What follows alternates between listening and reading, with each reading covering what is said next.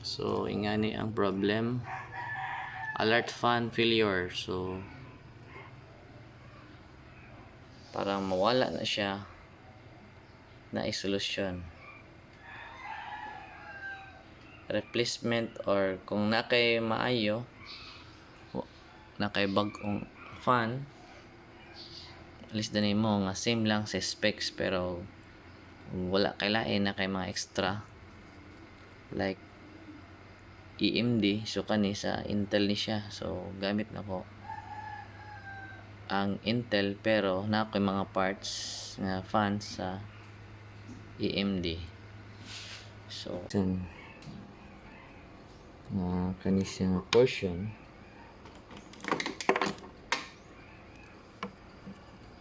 kani nga sakit, kani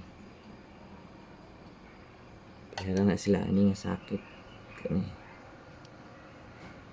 So kung kana ang problema na siya kani nga pan, magkita sa inyong monitor nga fan or CPU fan failure ana. So unsay buhaton? First is ngita kag replacement. So kani nga pan gikan ni sa AMD fan ni. So kani Intel man ni siya. So ang wire nila,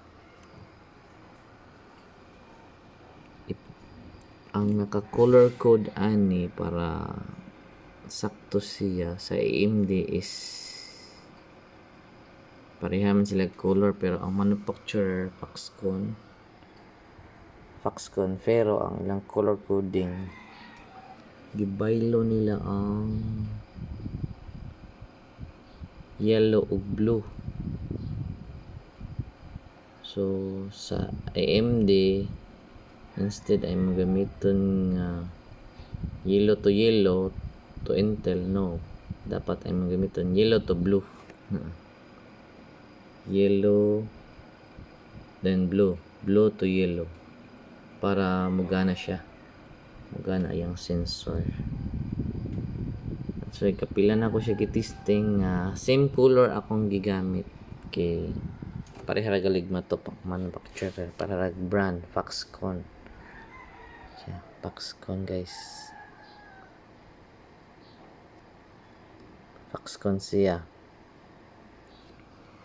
Foxconn pod ni, pero di sila parehas og wiring. Kani Foxconn gigamit sa Intel, kani siya Foxconn gigamit sa EMD.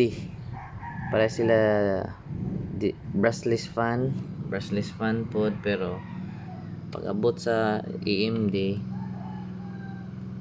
sa Intel di sila parehas og sensor, pwede ibaliktad na siya dapat man result. So wala na error nga fan failure.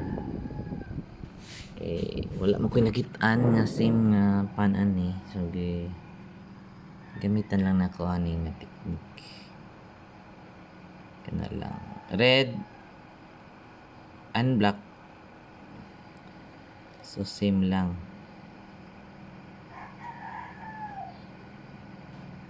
Red and black red and blue, yellow to blue ana ra, para ma-function na yung sensor. That's all. So wala na siya error, diretso na siya loading.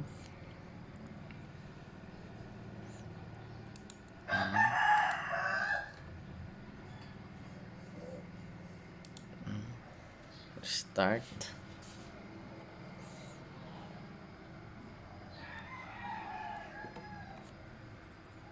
Then cut ang video. Okay, diretso siya. Loading na. Start up. Matik na. Wala na siya yung mga error.